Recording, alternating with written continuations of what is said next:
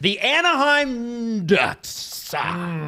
Listen, there's been a lot of changes in Anaheim this year. There's a lot of, they play there. It's crazy. Chris Kreider being chief among them. And it's exciting because the Ducks have been, and I hate to say this, Ducks fans, not just irrelevant, but depressing for a while. And last year was the first year where I felt like, okay, there's some sunlight here. They've made some really smart moves. They've taken advantage of teams, Eastern teams that have had issues. Philadelphia specifically with Cutter Gauthier, New York with both Chris Kreider and Jake Trouba. And they've turned it into hey, this team doesn't look so bad. And with Lucas Dostal in net, and that's where we're going to start, that seems to be their strongest position. Oh, easily. Dostal is one of the next big things in goaltending in this league. Dustin Wolf obviously just signed that, massive new deal in Calgary, but I kind of wonder if Dostal played somewhere that isn't Anaheim, if we'd be talking about him more. That guy's friggin' unbelievable. He's the reason they won as many games as they did last year. For me, this year is less about vets like Kreider who are showing up, who might have a good season. Yep. I would buy low on his stock. The young guys just need to get better. That's basically it. But the cap space to me is the most fascinating story with this team because they already have $20.5 million. Well, by the deadline, they're going to have more, and next year they could get whoever they want. And as of this recording, Mason McTavish remains unsigned, so that could diminish slightly. Yeah, how much of that is he really going to take up? Like a third? Yeah, and listen, typical Steve. I tried to start and focus on the goaltending, and Steve's like, "Well, what about what I want to talk about?" So here's what's interesting. I think there's going to be a lot of goaltending movement around the league, and the Ducks have two goalies who, and one of them I think is going to end up on waivers, and I'm not convinced either guy makes it through. They have, obviously Dostal is going to get the lion's share of the games. I'm not totally sure Mrazek would make it through, and I'm not totally sure Ville Husso would make it through. And I'm even less sure about who the heck is going to win a job. They have $13 million wrapped up in three goaltenders. 6.5 of that's Lucas Dostal, which I think is worth every penny considering where the cap's going. 4.25 in the last year of Mrazek's deal, and Husso at $2.2 million. Jesse, Husso's your guy.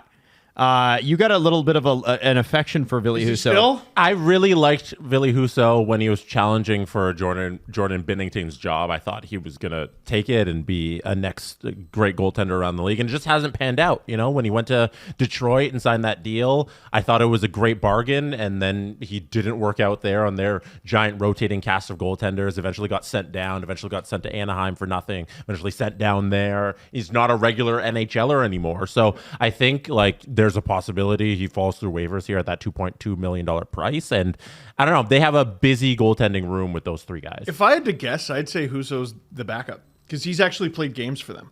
Okay. I think ahead of Mrazek, even though Mrazek's making double?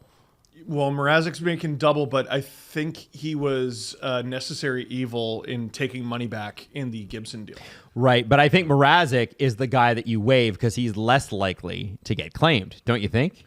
It's a lot of teams have space, though. I think with the Ducks season, looking at it, focusing on their backup goaltending situation might be a little forced for the trees there. And I think they have so much going on. And you mentioned Kreider being the kind of the piece that stands out on the offseason moves. To me, the biggest thing the Ducks have done here and the storyline for the season for them is moving from Greg Cronin to Joel Quenneville. I think that is an entire organizational change, and I think not having Greg Cronin within the organization is a plus. Just that's because addition by subtraction. How he got along with the young talent there, and I don't know what Joel Quenneville is going to be years removed from being in the NHL, but when he was with Florida, I think they were very happy with him there from his coaching standpoint. And I think it's a big cultural change. You're going to see something new out of the Ducks this year from just how the guys react in the locker room to having this new head coach. Quenneville not being in Florida is one of the craziest butterfly effects in recent memory. And listen, there's a reason he wasn't in the league for many years. A lot of people don't think he should be in there at all.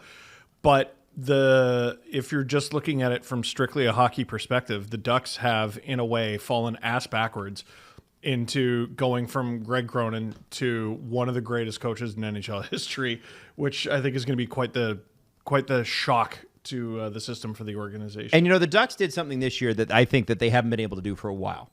And that's attract one of the top free agents. Now, a couple of years ago, they did sign Radko Gudas, who's their captain. Yeah. But to say Radko Gudas was ever a top free agent, it's a bit of a stretch. He's a good free agent, not a top free agent.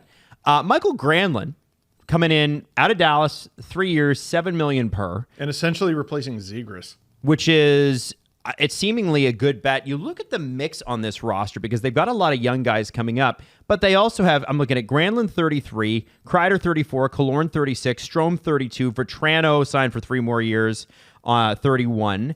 And then you compare that with some of the younger guys. So obviously Troy Terry's 28, which I can't believe. But Paling's younger side, he's 26, and then you've got Gauthier, Carlson, McTavish. These are the younger guys that are going to be ushered in by a pretty good veteran core. They actually have a very good mix.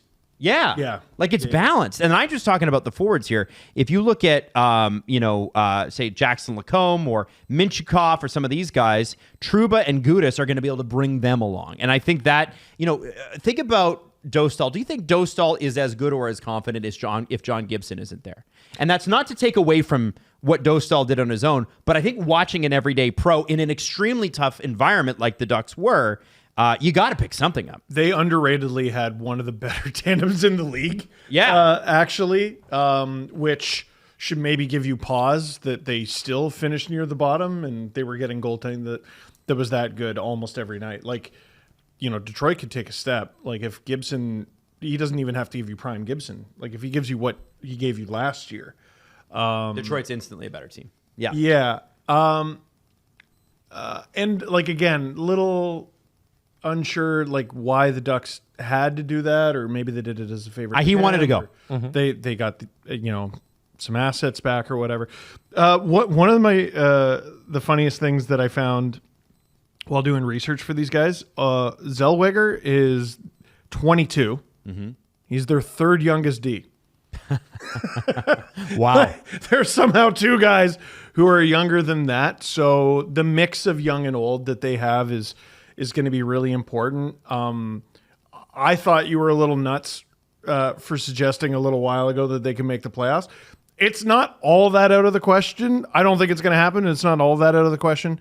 But because of the older guys they have, they're also in great position that if they wanted to sell at this year's deadline, they could still do it. Absolutely. Trouba and I think Gudas are both on the last years of their deals on the defensive side. And then you're telling me no one's going to want either of them? Yeah, and then you've got Kreider, Killorn, and Strome all 3 have 2 years left. No one's going to want Kreider? Yeah, that's value. What, playoff Kreider when he's healthy? No one's amazing. going to want Killorn? One thing I want to point to is I think that it's potentially Pat Verbeek potentially made the greatest trade in Ducks history, and we just don't know it yet. And that's the emergence of Cutter Gauthier. This guy's 21 years old. He was traded for a good defenseman, not a great defenseman in Jamie Drysdale. And he had a breakout year last year. He got Calder votes, 44 points in 82 games, 20 goals. He's got to work on taking care of the puck. He's got to work on his possession game. But I look at that Cutter Gauthier deal, and if he breaks out and becomes a point-a-game player rather than the half-a-point-a-game player he was last year, that's the best value trade the Ducks have ever gotten. Oh, it's unbelievable. Really, really good. I think when that trade was made, and there was all the controversy around it and who did what, and the Flyers management came out and sewered him. Yeah, there was so much about that deal and that story when it broke that was about feelings that we sort of left hockey behind. He's pretty good at it. Yeah. he's would anyone be shocked if he flirted with 30? I don't think so. Maybe past 30. And it could be, guys, Jesse, he could be playing on the first line wing. Like I think that's the key here. He's going to get the opportunity at 21 years of age to score a bunch on the power play too. Mm-hmm. So here's the deal. We got the Ducks last year, okay? They finished, are you ready for this? Not dead last in the division. third last in the division. Name the two teams under them. Sharks and Kraken. Sharks and Kraken. Kraken? Kraken were 4 points behind them. That's how bad the Kraken were last year. They had 80 points. BetMGM's odds currently have the Ducks at an over-under at 84.5 points. Essentially, that amounts to 2 or 3 more wins than last year. Are they over or are they under? What was the number? 84.5. They had 80 points last year. Can they get 3 more wins? That's all it is. I'm going to say under because I think the team might actually be better, but the goaltending tandem was so good last year. It's going to be difficult for Husso or Mrazek to live up to what Gibson did. Okay. And it's hard to say, oh, yeah, we're going to have Mrazek was good in Chicago. He's on again, off again. Like, he's completely who the hell knows. Okay. All right. So you're saying under. Jesse, what are you saying? I'll say under as well. I think there's less wins available with the Canucks not having such a tumultuous season. And I think the Edmonton Oilers are going to not start off slow again. So I think there's less wins available in the division. So I'm going to say the Ducks under that. Ducks fans, I got you. I think this team's going for 90 points this year. So I'm saying smash the over. This team is going to be a vibes team. I think they're going to feel good. You're going to have a healthy, rejuvenated Chris Kreider. You're going to have Jake Trouba enjoying his life in palm trees. I think the Anaheim Ducks make a run at the playoffs, especially if Mason McTavish is signed. Last bit. Where do they finish in the division? Steve and Jesse. I have the Ducks finishing in the same spot they finished last season. That would be 1, 2, 3, 4, 5, 6th in the division. Okay. Steve Dangle. I'm struggling because I think I really like the direction they're heading in. I do. And that's different from a couple of years ago when I was like, dude, these guys are miserable and they suck and they're not just bad, they're irrelevant. I don't feel that way about them anymore. But like, okay, are you passing the Flames? Are you passing the Oilers? Definitely not. You passing the Kings? No. Are you passing the Canucks? I doubt it. Sharks is interesting. I'm going to say 7th, man. Wow. No faith. I have the Ducks in 5th. I think they are. I think they're the real deal, and I think they're going to climb. I really, truly believe it. To see the 3 teams you have behind them. There was one that you said there's no way they pass them. They absolutely will pass that team, but you're going to have to wait for that preview, okay? The Oilers? No, not the Oilers.